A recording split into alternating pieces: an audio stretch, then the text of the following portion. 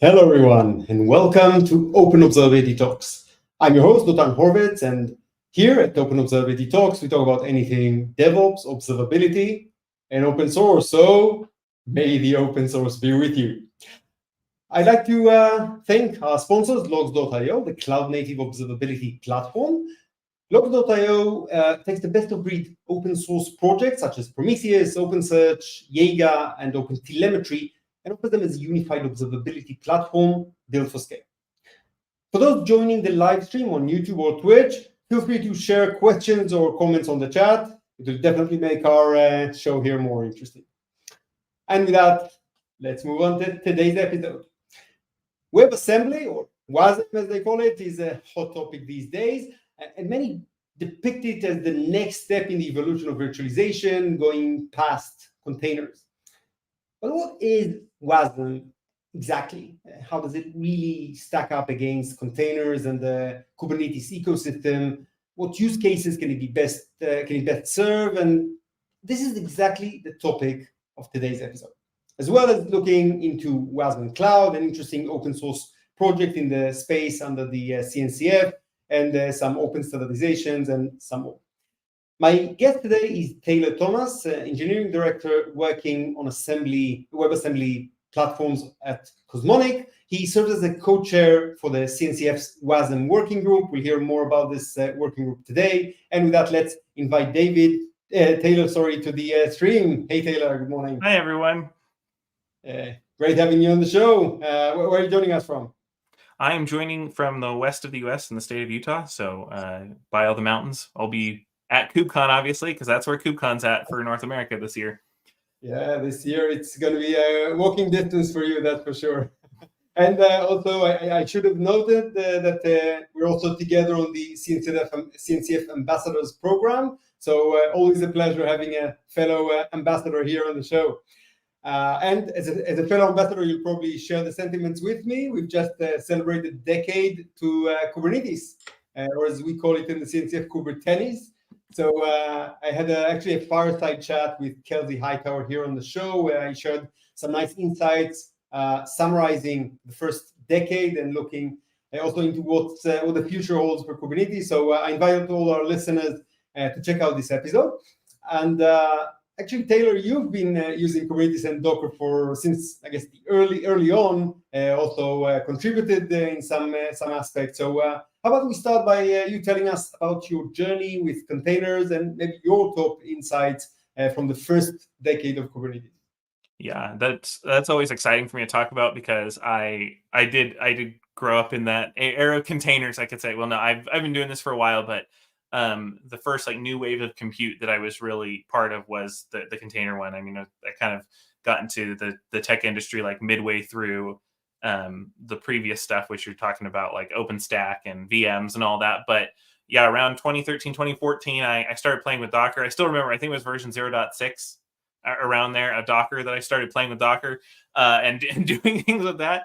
And then I also moved on to do Kubernetes. I started doing Kubernetes things right around 1.1. And that's actually right around when I joined up as a Helm maintainer in early in the Helm 2 lifetime, like Helm 2.2 or 2.3. I can't remember exactly, but I was a Helm core maintainer for a very long time.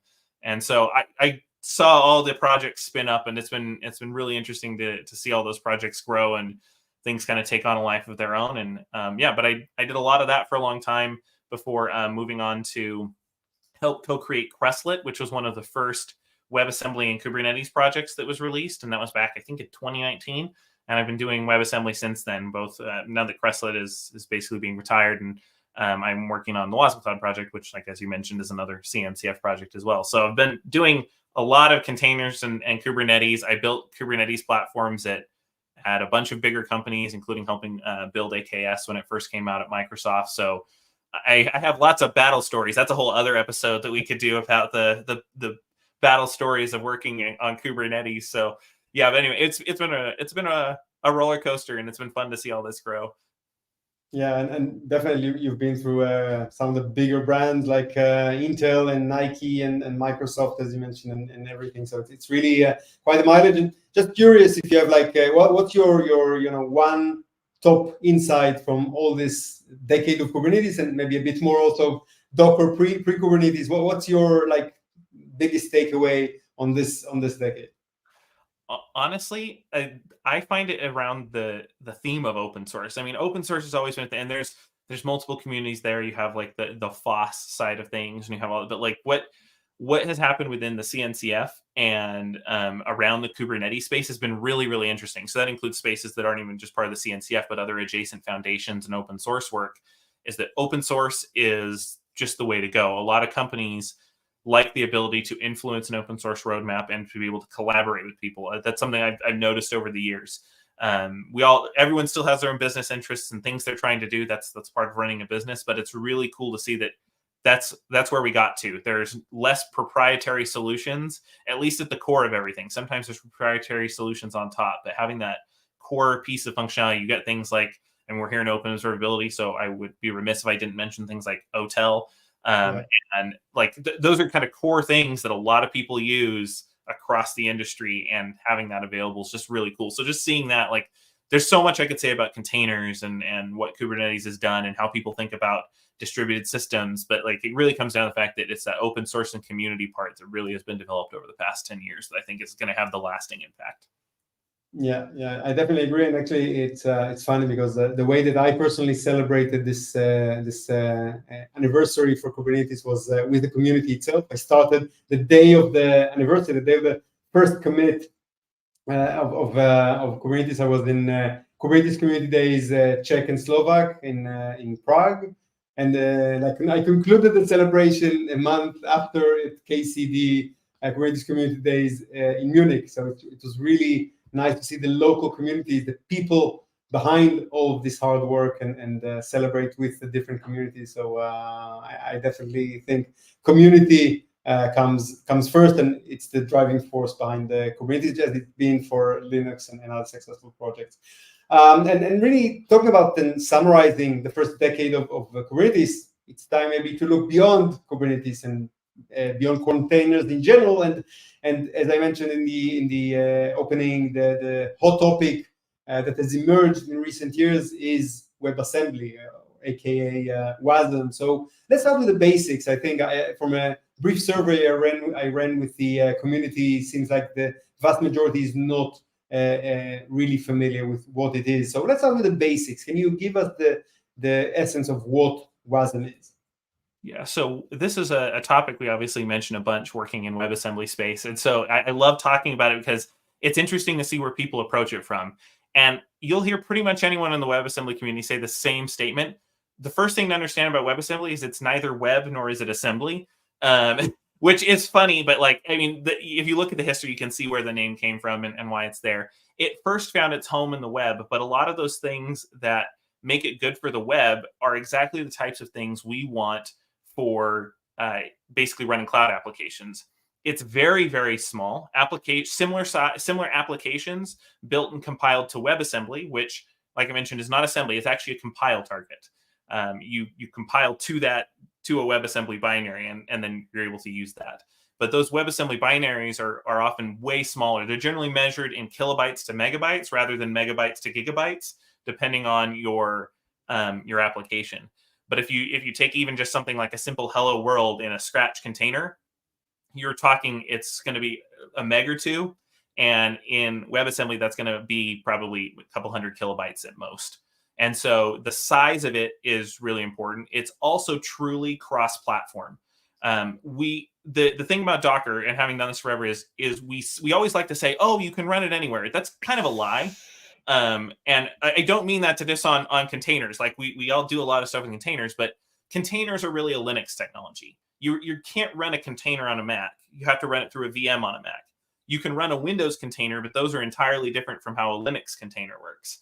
And so you end up compiling all the different architectures you need to be able to run a container image for any given operating system. WebAssembly truly is I can run it on any system. There's still some limitations. There's parts of it where it could be better, but you can pretty much run it on any system that you want to, and you can compile it from most languages. And so you end up with that closer to that dream of compile once, run anywhere. Add on to that is the fact you get it way faster than a container, like a container startup compared to a WASM binary startup. is pretty significant.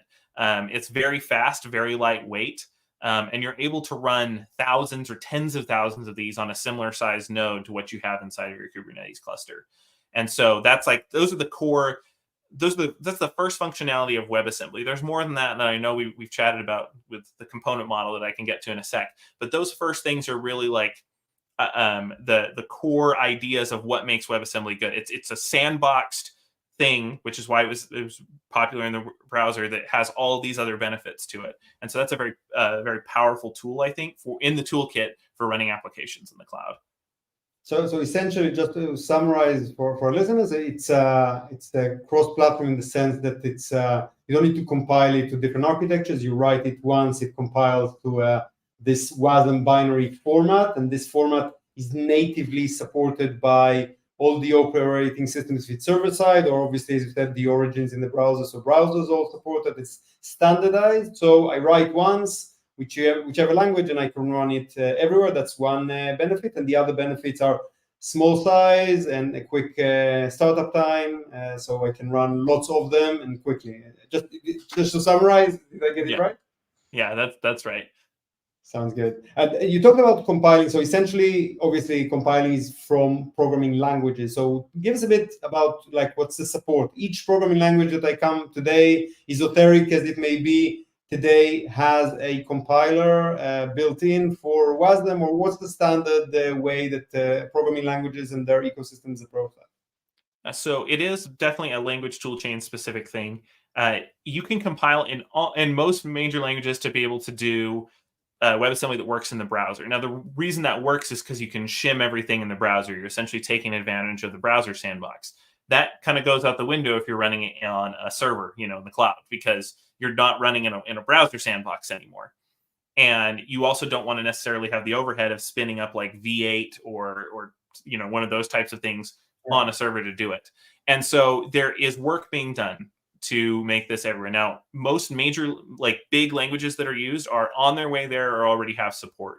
And so we always kind of consider this like the ones with the best support right now are a lot of the very static languages like Rust, C, C++.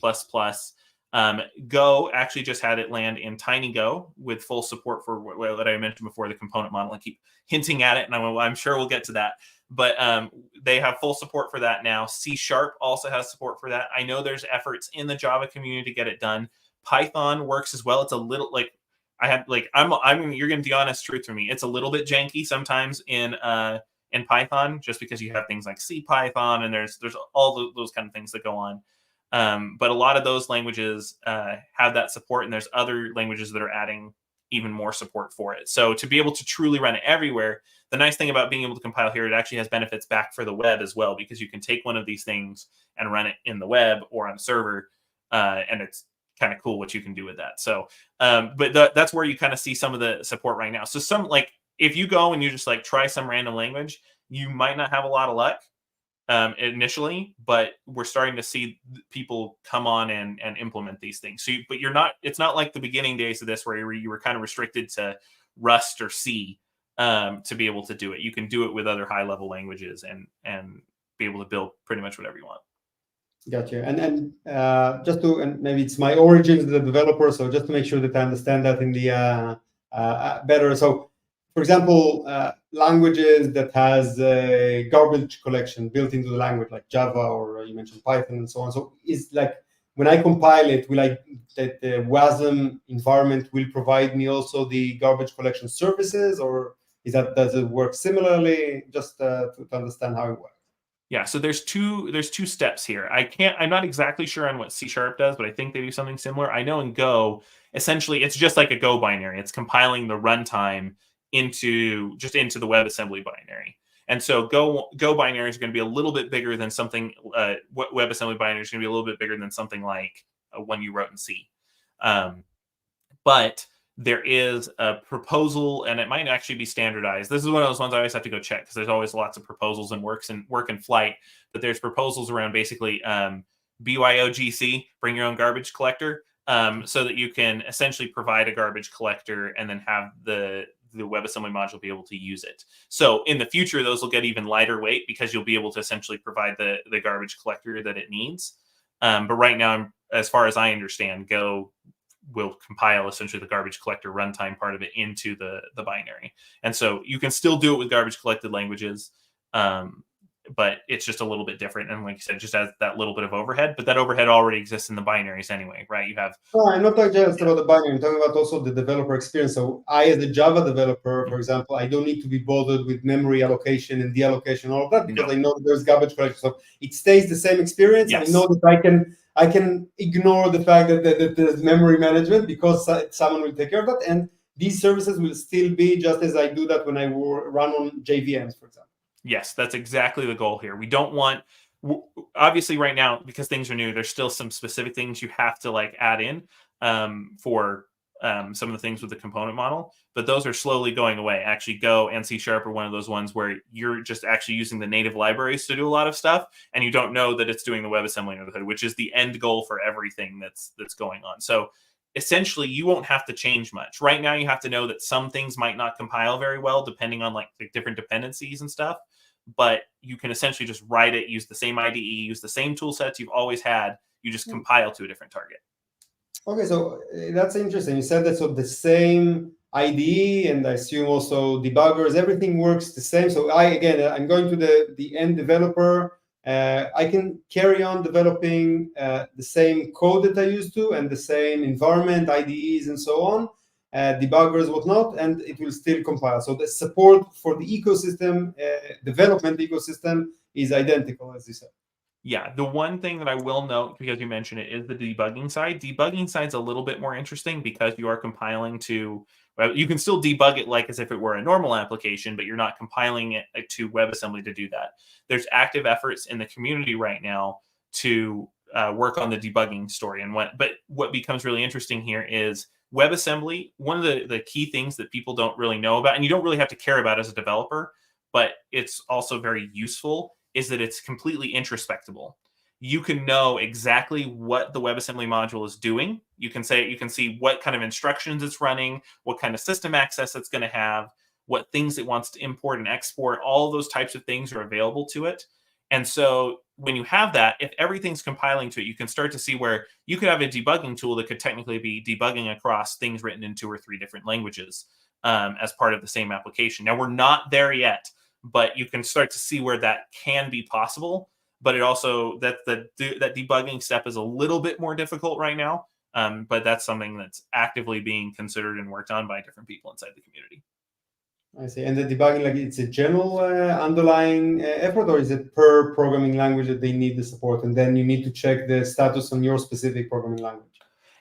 Right now, you're going to have something that's hopefully going to be generic across anything that's using WebAssembly, but there's going to be per language considerations as well, because there's like long running things about, I mean, if you're using GDB, like, can you hook just into GDB? There's all those kind of things. And I personally am not an expert on all the debugging tool chains, but I do know that people are working on the problem. So that's like one of those caveats that's in there, but really, like, writing your code, your day-to-day writing code, you could still use like your autocomplete, your IntelliSense stuff that's inside of these things. You can build it. You can do all those things. Those are all still possible.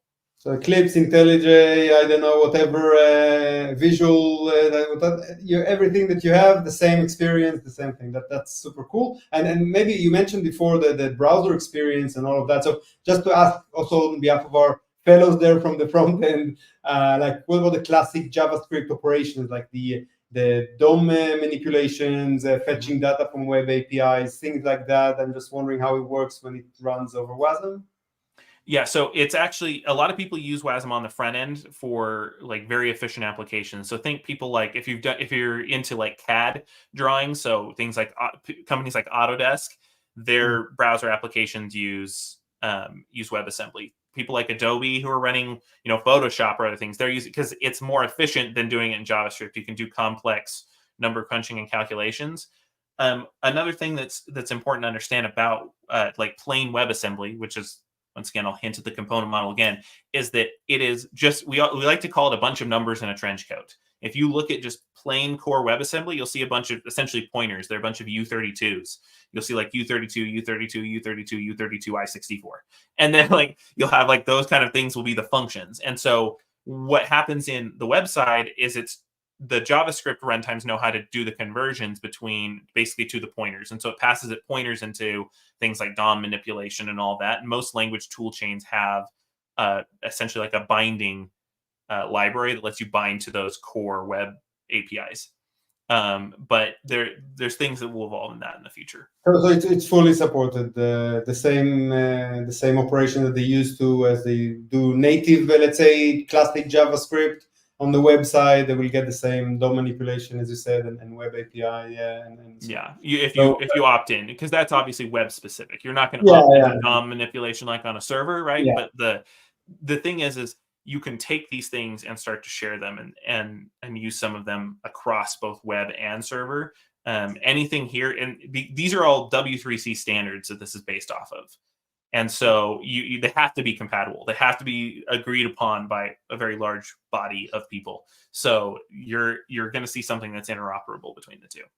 And you just touched upon the standardization aspect, which is very, very material, obviously, for WebAssembly. So WebAssembly, as you said, in the browser today world, it's standardized. So all the browsers come built in with the ability to run WASM binaries. And on the server side, talking about operating systems and so on, you're saying this is still getting there, right? Just to summarize where it currently stands in terms of how standardized it is to provide out-of-the-box support for running WASM binaries.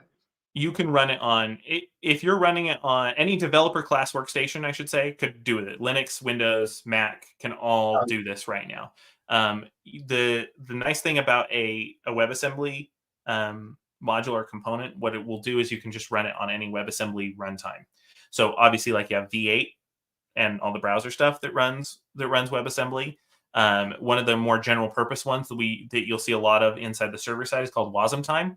But you can also, like, it's just a spec to implement. So you can have other types of runtimes. So you can see uses for really tuned runtimes in the future that can run the same exact WebAssembly binary, but it will use the different runtime. So you can run this on any of these systems pretty easily. There's people who run these on IoT devices. You can flash WebAssembly stuff to like tiny devices. So that's all doable right now. You're just flashing essentially the runtime layer. It might help to. I'm always careful with this because then people are like, "But what about Java?" It's if you're familiar with the JVM, it's kind of like that idea. You're running a very kind of thin VM. It's not totally a VM, and it's taken a lot of lessons from that. This isn't going to be a repeat of Corba or any of those other types of things that happened in the past. But this, you're talking about something that is running it for you. It has to, and you get a lot of control over the characteristics of it. You can choose at runtime whether it's basically like AOT or whether it's an interpreted thing, just depending on the use case of what's on your device, what you have available, and so on. Nice. Really impressive to see the way that it's become so standardized in a way that out-of-the-box support exists, as you said, in all the standard environments, and you also have specialized runtimes that can provide the extra tunes if you need this thing. And you mentioned a few times the component model, which I know is a very, very central piece of the WASM. So tell us a bit about the component model.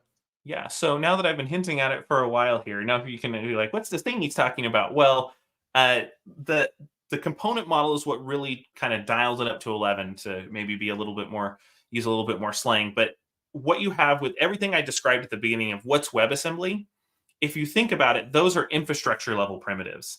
Those are things we do care about, right? Like we want things to be faster. We want to have more dense compute. Those are all important. But there's nothing, and you'll see this gap in the Kubernetes space as well. Kubernetes is infrastructure level primitives. It isn't application level primitives. And what the component model does is bring application level primitives.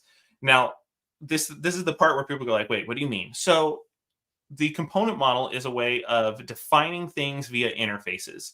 So there is a syntax called WIT, that's WASM interface types. That's once again part of the standards body in the work there.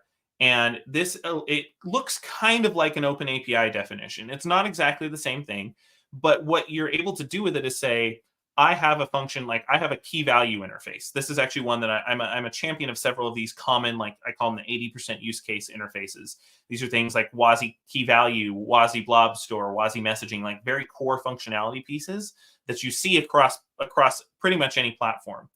Just And WASI is the interface, if you want to just say. WebAssembly system interface, which is just and honestly, it's more of a collection of these standardized interfaces you can use.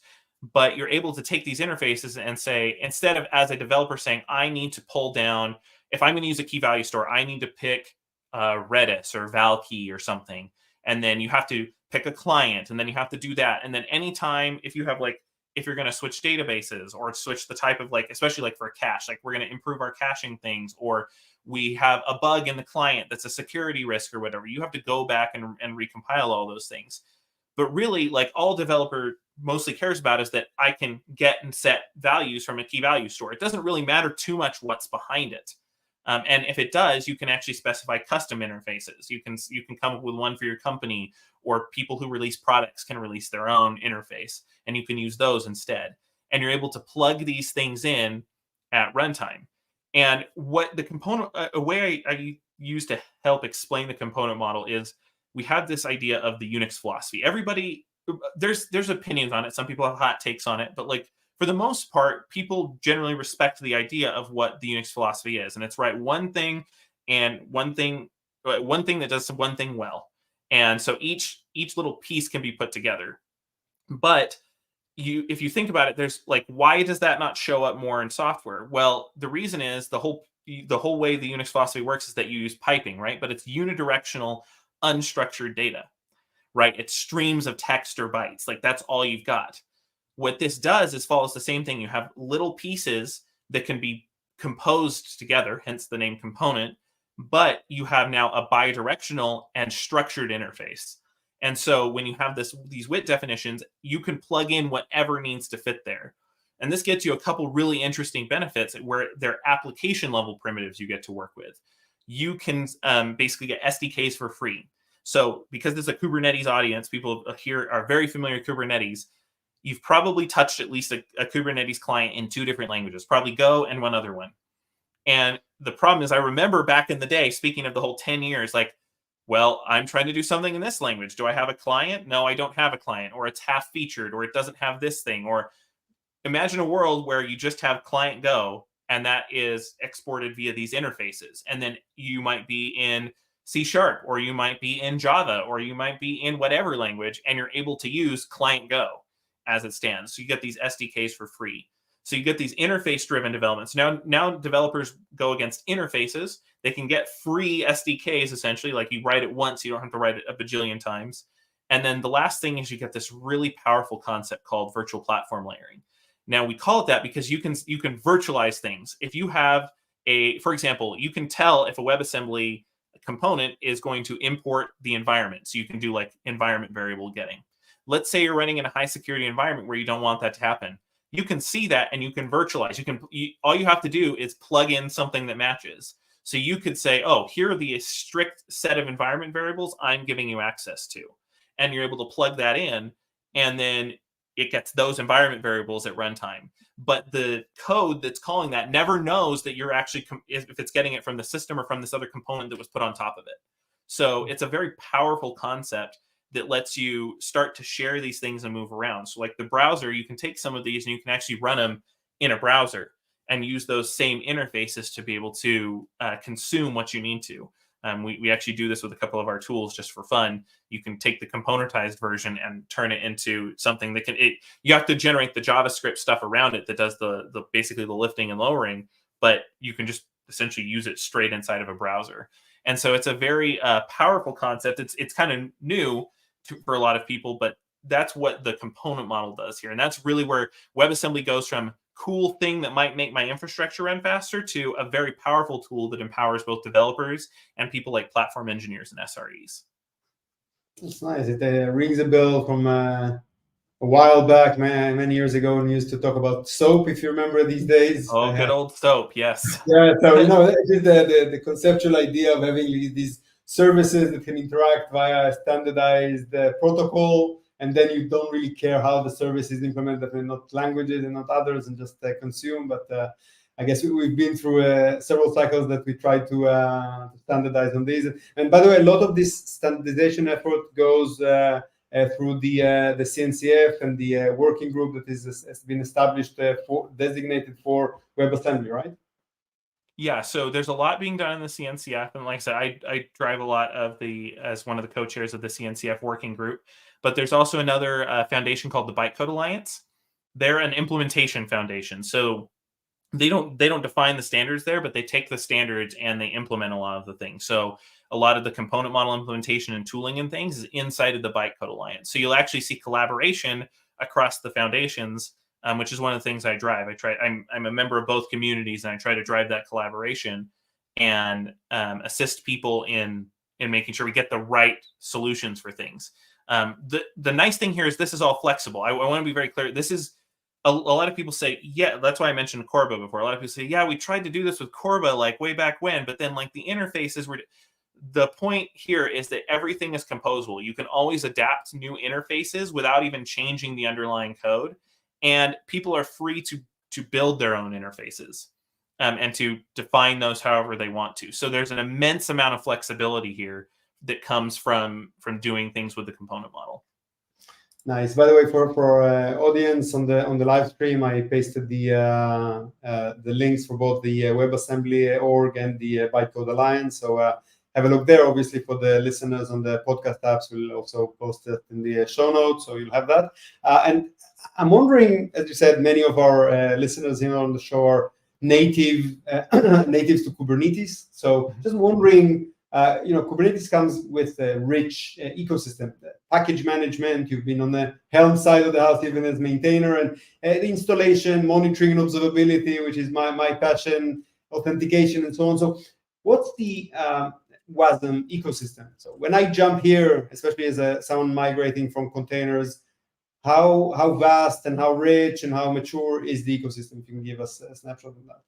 Yeah, so this is where, so the component model itself was formalized and voted in February of this year. So that's the new and nascent stuff. So there's still things that are being built. Like I said, some languages like Go have this actually built in. If you use net HTTP in Go, you can use the underlying WASI HTTP interface to do client stuff or do things as a server. Like that's all possible. Some languages like Rust, which is ironic because Rust has always had some of the best WebAssembly support, you're still doing like some of the lower level like HTTP stuff that's exposed through there, and it's not as pretty. But there's solutions around that, and we're working on making sure we open source a crate as a WASM community that helps with those kind of things. But you'll start to see some of those rough edges pop out. But the community itself is pretty vibrant. We have people from across multiple different companies who are all contributing here, and it's everything from startups like where I work all the way up to large companies like Microsoft that have been involved in driving these standards, doing the work, getting their voices heard, and really just trying to make sure we have a good foundation. We're very much in that initial phase of that community building experience of being able to say like, okay, we're all here. We want to like, we're still trying to do the whole rising tide lifts all boats phase of this. Like there's plenty of things that people can compete on later, but right now we're all really focused on that. Let's get these like those WASI-Cloud interfaces I mentioned. What is the core like, so that if I'm implementing this, I could run something in AWS and in Azure, or in my own thing locally and in Azure, or like whatever, so that those are really portable. But then you still have these rich interfaces that like I said, individual companies and platforms will develop that you can opt into. And so we're in that building phase. So there's rough edges, but it's a very active and vibrant community, and we're starting to see a lot more people. And especially like in the wasmCloud project, we're seeing a lot of people from companies large and small start to try things out and use it and give us feedback, which is great to see. So it's new. Like I can't lie. It's not, you're going to have the fact that it's still new. You're still going to run into some rough edges, but you can actually build things with it. And we've been doing it for years, honestly, at this point.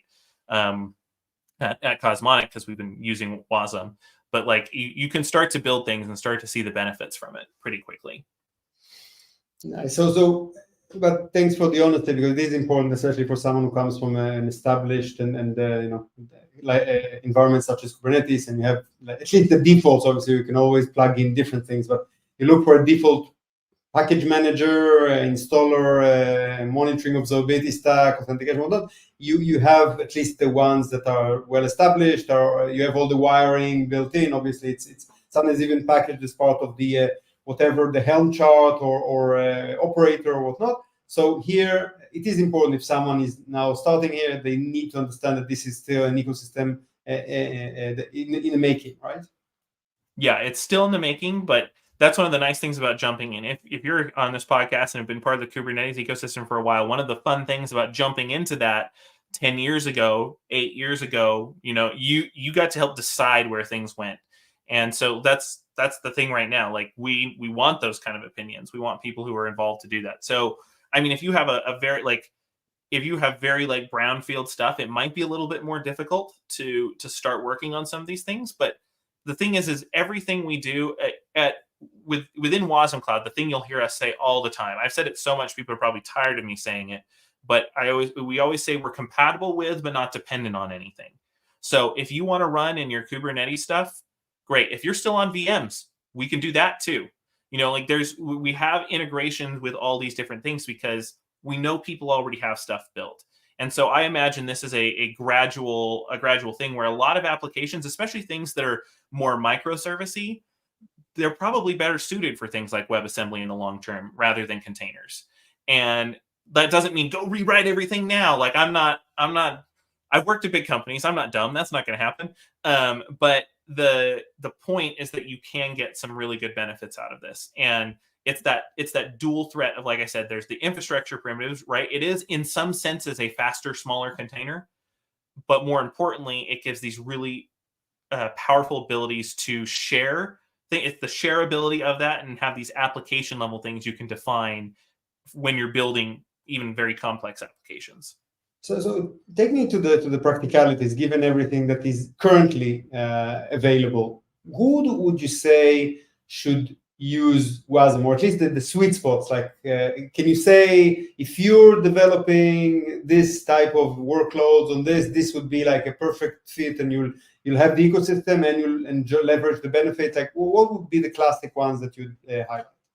So there's two different things here to mention. So there's WebAssembly itself, like just by itself, and then there's tools like wasmCloud, which build on top of the component model. And it might be good to maybe introduce some of that to fully answer that question. But for plain like WebAssembly, here is I always try to offer at least one hot take of the day. So don't lambaste me too hard if you disagree, but I honestly think that if you're doing any platform that has functions as a service, if you're not using WASM in the next 5 years, you'll probably be completely out of date. There's no good reason not to do functions as WebAssembly components, because once again, you're doing interfaces, and these interfaces can then be given to, you name it, Azure Functions as a Service, AWS Lambda, Cloudflare workers, like any of the options out there. The thing you're going to get is that instead of having to build these bespoke, super like complex container things, and then you have to spin those containers up and keep them hot so that it doesn't take too long. And all of you who have used things like OpenWhisk way back when that first came out, and all are probably going, "Oh, stop! It's too painful." Like you don't have to do that with WebAssembly. And so that's one of those things that core WebAssembly is going to be very good at. But it's also just good for being able to do just general purpose compute. It's just about the sizing of it. Even if let's not take the worst examples. We all know those. Every company has one. It's that redheaded stepchild over there. That's this big, huge, chunky 2 gigabyte container that's running, that has the JVM in there, and it's consuming, we're not going to use that as the example. Let's even take these, if you talk about just normal workloads, if you talk about the actual size and then the size at which they run, you're able to run a lot more of these. And in a consistent way across whatever. Like I said, it doesn't matter. It doesn't have to be Kubernetes. It can be Kubernetes. It can be VMs. It can be anywhere like that. And then you start to get to stories about the edge, but that's where I think it's better answered by something like wasmCloud. So I'll stop there, but that's kind of the first use cases. So don't take that as only those things, but if you're looking like where you see people starting to use it right now, it's when they need density or it's when they need like functions. Those are the two things you see. And so that's kind of that first part. That's great. And then you mentioned wasmCloud. This is an open source project, actually a CNCF sandbox project, actually recently reached its first major release, 1.0. So a big round of applause there, and congrats to you and the team. So tell us really about what wasmCloud is about. Yeah, so wasmCloud, the pitch here, I always like to give the elevator pitch, but I'm not giving you like, I'm not trying to sell you something. I'm going to like, it's pretty much the best way you're going to have to run WebAssembly components in production. And the reason we say that is that the component model gives you these pluggable interfaces, but why not be able to do that distributed and in a hot swappable way? So you can, another way to think of this is wasmCloud is kind of the Kubernetes for WebAssembly. And those are all really bold claims. So let me talk about how this all works. So wasmCloud is an entirely open source project. Like I said, it's part of the CNCF, and it's actually on its way to incubating. It's in the review phase right now with the TOC. So we'll see how that all goes. But we've had lots of people using it and giving it the feedback that it needs. But it's been evolving for basically 5 years, and it is like when we say 1.0, we mean it. We're very strong on our commitment to following SEMVer and making sure we're not going to break you, but also we have a past history of it. Pretty much anything you wrote for wasmCloud, even before it was called wasmCloud, it had other names when it very first started. You could pretty much run anything you wrote then all the way up until 1.0 when we broke all the things we knew we needed to break. And so we try to keep that backwards compatibility. But the way it works is it is essentially a flat network topology. All things, these are called hosts. Those are the nodes. They're equivalent of like the kubelet for those who need kind of a reference here. They can run anywhere. So right now, it can run on devices as small as basically a Raspberry Pi 02W. And we're working on getting it smaller. That's actually more of a limitation of some of the underlying WebAssembly runtime stuff than it is like wasmCloud itself. And so you can run on any type of device, any VM, any bare metal, anything like that. And everything is joined in the backend using a technology called NATS, also a CNCF project. It's an incubating level project. And this allows you to basically have a completely like geo-distributed application, but everything is using these interfaces to talk to each other. So you can have a dependency that is something like if you have a key value store, like I mentioned before, you can have the thing that provides that dependency, we call them providers for that reason, running close to the data center where you have that, but your application could be running at an edge node. And then you can have copies of them running in multiple clouds or edges or Kubernetes clusters, and one of them can go down and the traffic automatically fails over to the other. And because these are just the interfaces, you can actually hot swap them. So if you have a bug in that Redis client, you can just swap out the provider and everything using that provider gets the new version and the security update. So you start to see some really powerful patterns that emerge from this. And everything is still like, you're not building something for wasmCloud. You're building a component and then running it in wasmCloud. That's very important. We're not forcing you down. Like you're not going to see a wasmCloud SDK that you use to build your business logic. You're not going to. We have a CLI called Wash, and you can use Wash build to build it. It just has some nice wrappers around it, but you don't need to. Those aren't required. Everything is based on top of the standards, and everything always will be on top of the standards because that's important for us. If what we're doing doesn't fit what you need, which is this distributed system thing, and you just need to run it on a small system somewhere, you should be able to take that component and be able to move it to another place and run it there. And so that's what wasmCloud really offers here is actually running these things in a distributed way. I mean, it's one thing to run it on a single node. It's a different thing to run it across like multiple nodes or across different regions or with different requirements, depending on where you need to schedule or set things up. Nice. So when you see that in use, can you tell us where it rings a bell? Like I think about the use cases for DevOps folks. I know many of our listeners are there, SREs, even platform engineers. So can you tell us where you see that people put it to use? Yeah, so I think there's two parts to this, actually. The first thing is I do want to mention, because I know the platform engineering side is probably represented fairly heavily here, like you said. I think wasmCloud plus components is one of the best ways you can have like developer platforms and tooling, because you code to interfaces. So instead of this back and forth that you have right now, it's one of the story I tell again and once again. People are probably like, I've heard you tell this, Taylor, stop it. But for those who maybe have not heard this yet, if we go back, and this is talking in general, it's a simplification, but the broad strokes are true. If you go back to like the late 90s, early 2000s, when people were really starting to build stuff for the internet, you would build an application. I call this the trash bag way. The developer would wrap up their thing in a trash bag and throw the trash bag over the wall to the ops team. And it was entirely separate. You didn't really have a lot of stuff there. They were very siloed.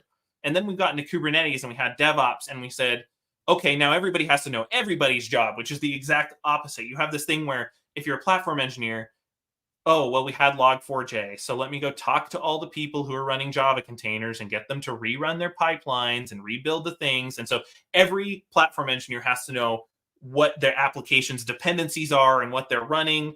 And that's remarkably frustrating. And from the flip side, the developers have to know which CRDs you have installed and which things are in this and that and which database. Like, that's just kind of untenable. It's very frustrating for both parties. But here you're able to split out the focus between the two. So this is where we actually see a lot of platform engineering teams coming into use things like wasmCloud, because you're able to say, here is the interface you can use.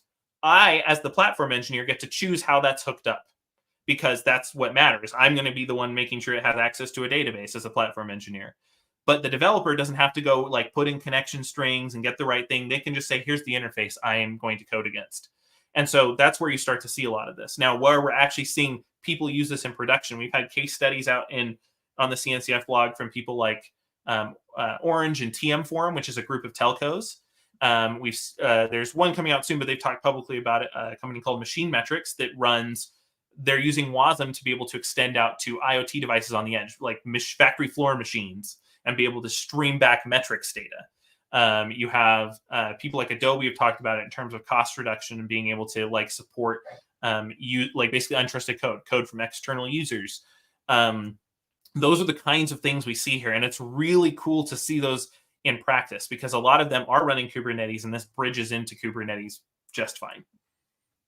Nice. I think I saw when I had a look at the upcoming KubeCon. I think that's going to be some interesting talks there. So whoever is going to attend KubeCon, beyond catching up with you there, they can definitely catch up some good talks with use cases. I don't know what's already up for sharing here, but if you want to give a teaser for any interesting use cases that are going to be shared. Yeah, there's going to be some fun ones coming up at KubeCon. We'll see what gets, like, obviously no talks have been accepted yet, so we don't know. But I know of people, because they reached out to just get feedback and stuff, like, that are submitting some really interesting talks coming up here. And the thing is, I also want to be clear, like, this does integrate in very well with Kubernetes. And I think we take the right approach to it, because some people take the approach of doing what I call wrapped. Right? They pretend that basically the component is a container. And so they leverage pods. That has the advantage of you're still using pods and everything else, but it basically excludes you from the ability of doing all those application level primitives, the thing that makes building a platform nice. And so the other form of doing this is called decoupled. So the word we're using for it, which we use the native integration points, which is essentially CRDs. So you can install wasmCloud into your cluster using a CRD. You can spin up these hosts as pods, and you can actually bridge Kubernetes clusters. We always joke, because it's not 100% true, but it's 80% true, that we unintentionally solved Kubernetes federation doing this. You can, if you install the operator on both sides and then connect it via NATs, you essentially can have multiple Kubernetes clusters, doesn't matter where they're at or who's running them, talk across those regions or cloud boundaries or whatever. So this integrates deeply, and you don't have to. Like, the Machine Metrics folks are a Kubernetes shop, but they can't get to the edge. And that's why the edge is one of those other core use cases that's served by WebAssembly, but really well by something like wasmCloud, because WebAssembly itself is what lets you run on these tiny devices very easily. But wasmCloud lets you basically connect it in with something. So you're able to extend out to these things that don't normally have Kubernetes, or it's too resource intensive to run Kubernetes on them. And you can have mixed architectures. You can have different operating systems, Kubernetes and VMs, or bare metal, or a local data center in the cloud, all be part of a single deployment target, essentially. Nice, and we're here at the Open Observability Talk, so definitely we should cover observability. And I think one of the exciting updates that I've seen from the major release from 1.0, actually I think tracing was even before 1.0, but now at 1.0 there's a full OpenTelemetry support, right? Traces, logs, and metrics, the native OTLP protocol. Can you give us a bit about the observability side? Yeah, that's been something we've been has always been a big thing for us. Like you mentioned, we've had tracing for a while, but with the 1.0 release, we have what we like to jokingly call the holy trinity of observability, right? Logs, metrics, and traces, right? And so those three things are very important to have. Now, the metric support is still, like, we just have the basic metrics in place. Custom metrics are a little bit more of a work in progress, just because it's written in Rust and it's a little bit more new on that side of things. But really, we have support for all of it. And what makes it really cool is you don't even have to instrument your application. Everything else can be instrumented. So you can see in your call graph, if you pull it up in Jaeger or anything, you'll see it go all the way to the business logic, when it calls their business logic, when it returns from it, and where it gets sent across the whole system. And so this is like geo-distributed tracing for free. You can have something that shows up. I mean, you obviously have to configure the right OTel endpoints and everything, but you can have something that goes, starts in the EU and then jumps to the US and South America, and still have a full trace of the application without the application having needed to configure anything. And we have an effort in progress right now in the community for something called WASI-Observe, which is a standard interface that then you could plug in to the observability. So as soon as that lands, you can, from inside of a component, call this interface and have it, like, we'll probably, I don't know for sure yet, but in wasmCloud we'll take that so you can just pass it straight out to the rest of the metrics that are going on, and the traces and everything else. So it's a really powerful tool.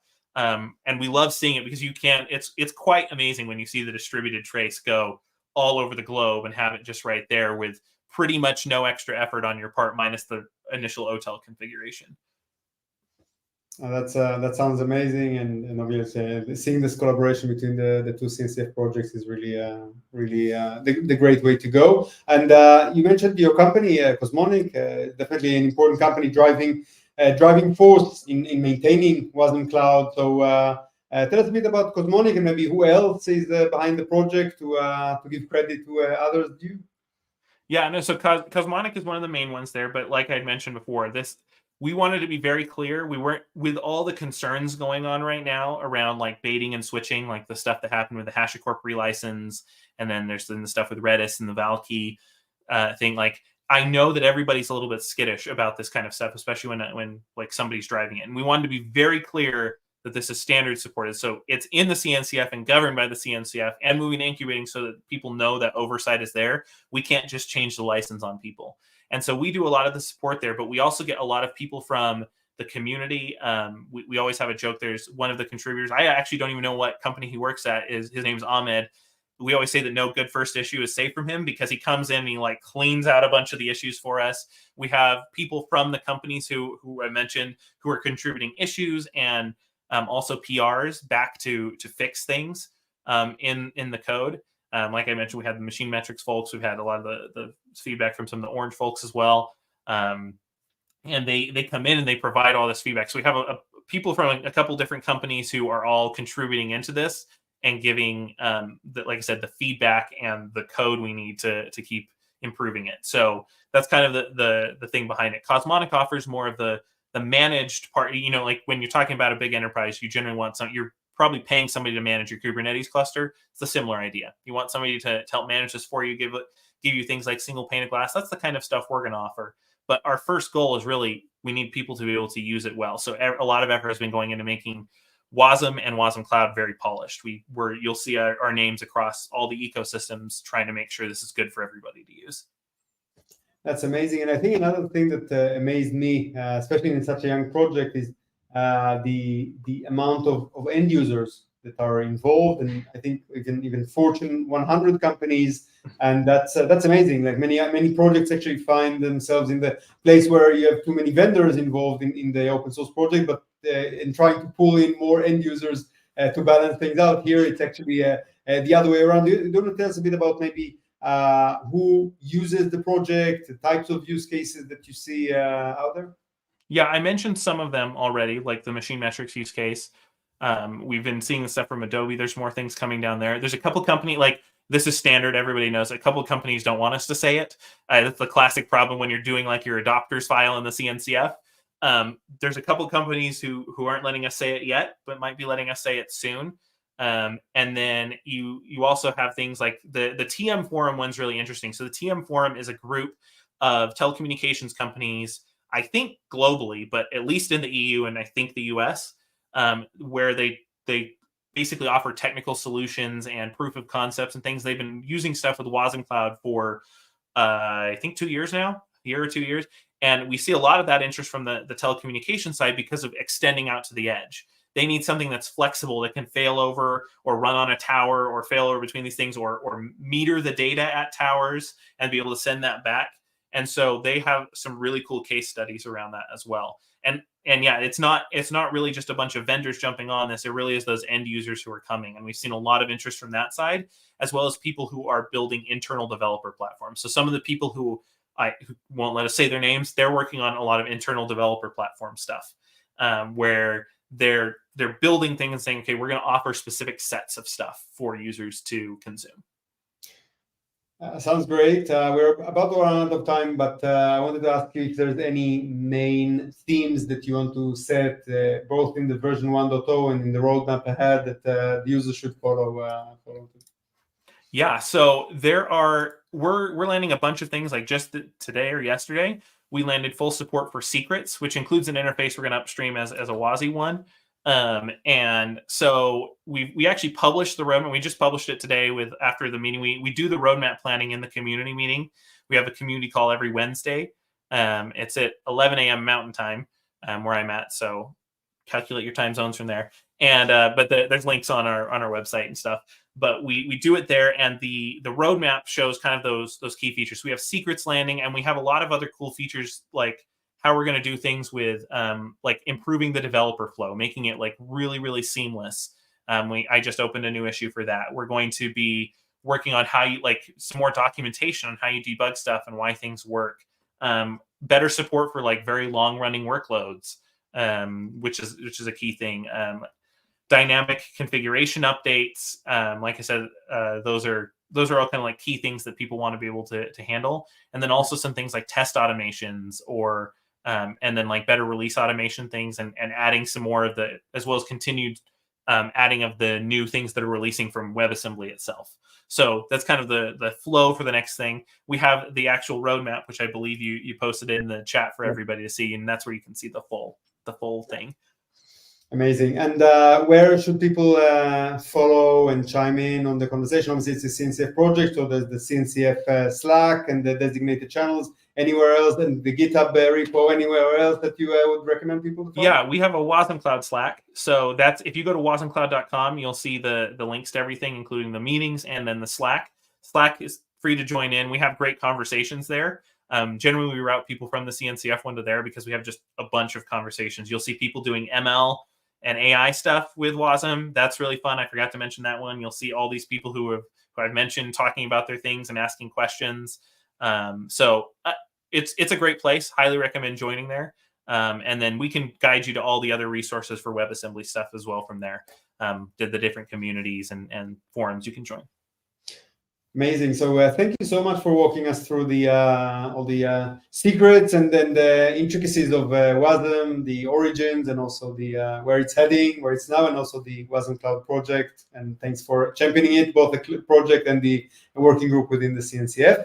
I wanted to just say a couple of things on the news and the highlights that we usually do on the end of the episodes. So first of all, there's the mid-year research on the top open source project. So check out the report by the CNCF that covers, but not just the CNCF, also the entire Linux Foundation, the top 30 open source project velocity, very interesting takeaways, both on Kubernetes. We talked about Kubernetes, so seeing how it carries on maturing, about OpenTelemetry that continues to grow its contributor base, and so on, GitOps, Crossplane, Keycloak, and many, many others. So I'm pasting the link here, definitely worth a read. And thanks, by the way, for Chris Anacek for championing these researches. He was also here on the show a while back, probably coming back soon, so stay tuned on that. And we talked about anniversaries for Kubernetes, so proposed anniversaries. OpenSearch project has also just turned 3, and we've been covering this project here on the show since the original fork of Elasticsearch and Kibana. And it's great to see the growth today. Like, I think there's 80 partners today, 600 million software downloads, dozens of maintainers, thousands of contributors. So really, really impressive progress. So do check it out. My wish, personally, for the 3rd birthday is to see it joining an open source foundation to help grow the community and the diversity even further. So I shared my my wishes there on a post. If whoever wants to read more about this, but really congrats to this community as well. And with that, that's all the time permits today. So I want to first of all thank you, Taylor, for joining me on this show. Yeah, thanks for having me. This was great. And of course, thank you to all the guests that we have today. And whoever is listening to us on the live stream, do know that we have all the episodes as usual on all the popular podcast apps and on YouTube. So check it out, Open Observability Talks. And if you do listen to that on the podcast app, do know that we live stream the episodes. So if you want to chime in and on the conversations and the fireside chats, do check it out on our Twitter handle X at OpenObserve for the times of the live streams and anything else. And with that, I'd like to thank you very much for joining me. I'm Dotan Horvitz, and see you on next month's episode. And until then, may the open source be with you.